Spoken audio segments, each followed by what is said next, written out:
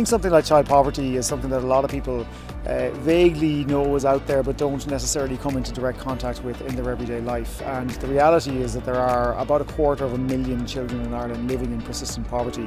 And I think an awful lot of people just don't realise that. So shining a light on it and making people realise that this is a pressing, urgent issue that needs sustained political attention, it needs sustained investment when it comes to budget time, that is going to have a long-term positive impact on our society as a whole is really important, because if we don't get people to realise that, then that investment and that sustained political attention is never going to actually happen. I think events like this are really important. They're a real opportunity for all of us to come together with all of our experiences and knowledge and ambitions and ideas for the future for how we can make things for children and families better in Ireland. So it's really important because children don't get their voices heard, they're not in positions of power. So events like today give an opportunity for people who work with children in communities to talk about what children need. The Children's Rights Alliance work is crucial. You know, we're seeing a real momentum build around the issue of child poverty. The work that they do in relation to building the evidence, whether that's through their child poverty monitor or their report card, is a vital advocacy tool for organisations like ourselves, and also the supports that they're providing in that we can shine a light on the issue of child poverty and seek the solutions that we need to end poverty in Ireland. My role today was to stress what have we learned from European level that we can apply here in Ireland.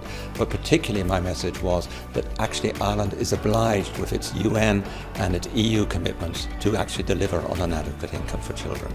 There's a tendency to blame parents for children being in poverty. It is actually a fundamental problem about lack of adequate services and lack of adequate income. And we see one generation growing up in poverty becomes the next generation in poverty. We have to break that cycle with better services. We also see it is done in other countries. They're efficient about this. You don't get the same cycle of poverty recurring all the time. A number of people who are coming forward, who are working really well at local level. We've heard really good examples of work now being done in the North Inner City.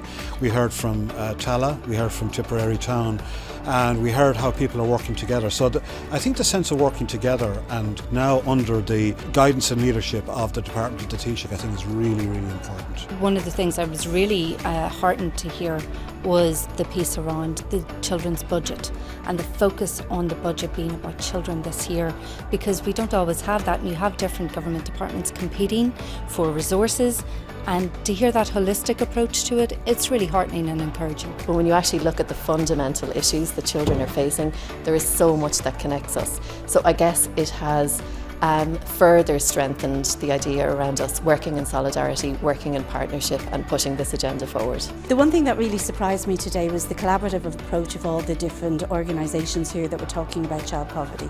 We all obviously have our own vested interest and we all do our own separate advocacy, but there was a real sense of solidarity and that we all have a common aim of reducing intergenerational poverty and creating a more equal society that will benefit us all.